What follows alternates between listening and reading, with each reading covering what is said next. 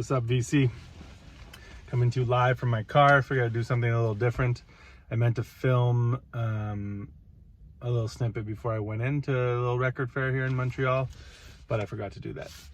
So first time going to a record show of any kind since COVID. So it's been probably almost 2.5 years now. But this one was part of the Montreal Audio Show. Not really my thing, going to the audio show, and because of COVID, blah blah blah, they decided to charge this year. So I was hesitant to go, but anyway, something fun to do. I haven't been to a record fair in a while, so I decided to go. And I just figure I'd share quickly in the moment what I picked up. Nothing too exciting. I got a big stack of records, but nothing like rare. Nothing. A lot of like, you know, $10 to $20 records that I got, and just in general there was no like rare pieces, not even like overpriced rare stuff that I didn't want to pay up for. Just generally, you know, there was a lot of good records I already had that I left behind, you know, in the $15, $20, $25 range. But anyway, I'll just quickly show you all what I picked up. So this is Jazz Canadiana Pacific Salt. I picked up the other Pacific Salt, the one with the actual cover, the art cover with artwork, recently, and I dug it. This has the same track, 4-Leaf Clover Man. Anyway, I don't know if there's any other repeat tracks, but since I discovered that one and I realized that this existed, I was looking for it, and didn't take me too long to find. This Walt Dickerson piece on Inner City. It's a Steeplechase reissue. Oh shit, this is from 1976. For some reason I thought it was later. But Walt Dickerson, Andrew Cyril on percussion, and Lyle Atkinson on bass. So I don't know. This is actually a sealed Inner City pressing. So pretty cool. This is one, Duke Ellington, the Afro-Eurasian Eclipse. I've never listened to this, but I know it's been recommended. I think James Buttery recommended it, so I grabbed that. Never seen it in person. This I did not buy for the music. It was a few bucks and it's probably trashed, but I have the stereo version with the blue, and with my new setup in my record room, I have to have records forwards instead of just all in the shelves, just to protect from the sun. So I have a bunch of, like, you know, just covers and stuff that I don't care about, or that I don't even have the record for. But I thought it'd be cool to have this one, the red mono next to the blue stereo. I had actually kind of already thought that I wanted it, and then I found one for just a few bucks. So there you go. This is, hold on, just take this not nice sticker off of this without getting the laminate all messed up.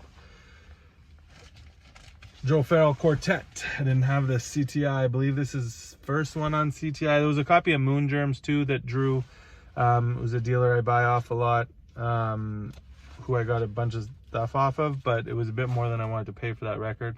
But anyway, I got this one, Joe Farrell Quartet, with Chick Corea, Jack DeJohnette, Dave Holland, John McLaughlin.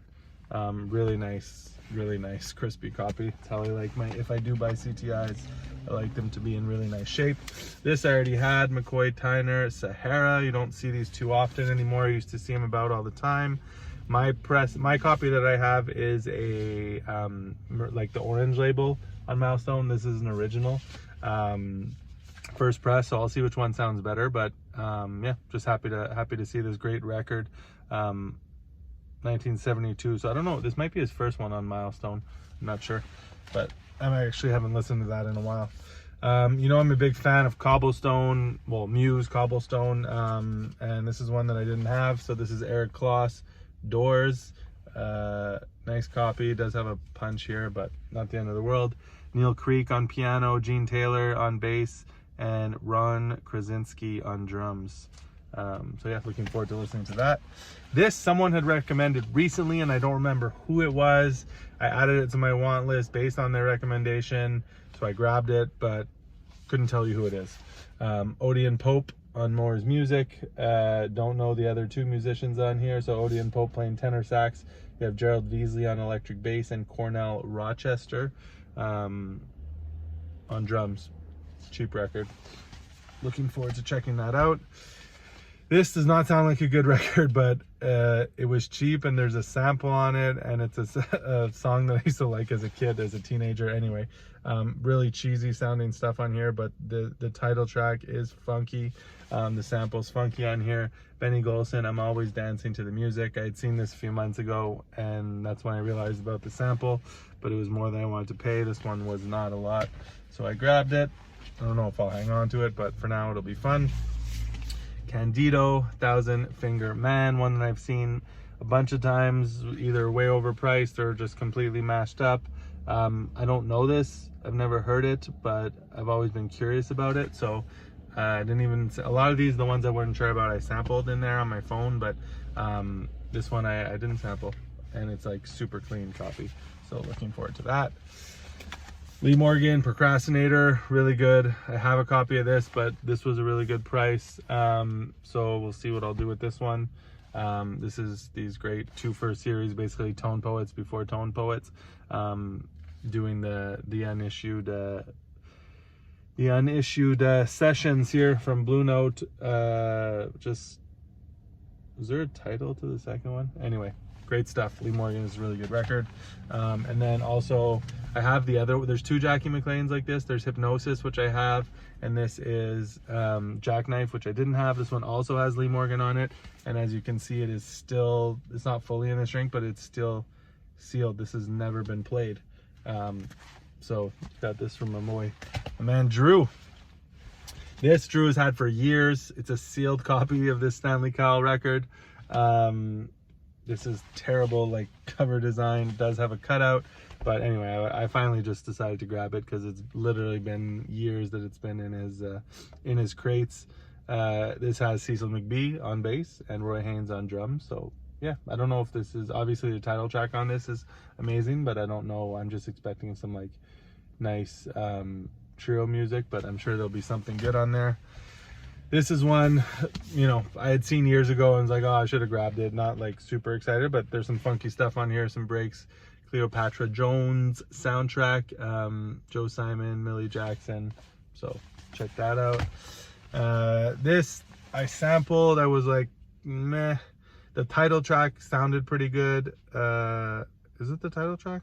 There was one track that sounded okay. The rest sounded pretty straight ahead. But anyway, got Drew to lower the price on this a bit. Reggie Moore, Furioso. I actually really like this cover. Obviously it follows like the mainstream, but there's something about this one in particular. I just really like the color scheme on this one. So, and it's super clean cover. The record's decent.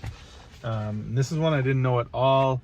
What I like to do when I shared this before, I always look up on Instagram to see who's posted the record and who's said what about it, and often that's how I make my decision. If I can find someone that I know I respect their taste and like always giving good recommendations that I can trust.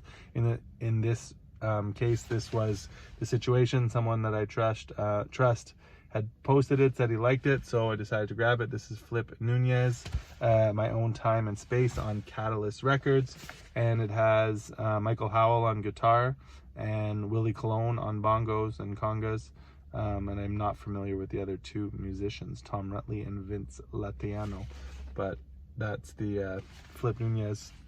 Looking forward to checking this one out. So that's it. Pretty big stack. A couple doubles in here that, you know, I already had as I shared, but yeah, that's a stack of records from the Montreal Audio Fest, my first record fair in 2.5 years. So not like super exciting, but a bunch of stuff that I'm excited to check out. Hope everyone's well, and I do have a stack of new arrivals at home that I've not yet shared, and I did some reorg on the collection. I've been thinking about it a while, divvying up my jazz section a little bit to make more sense to me, to, you know, be able to choose what I want to listen to based on the mood I'm in. So I did some deeper organization of jazz within the jazz section. Okay, that's it for now. Be back soon. Peace.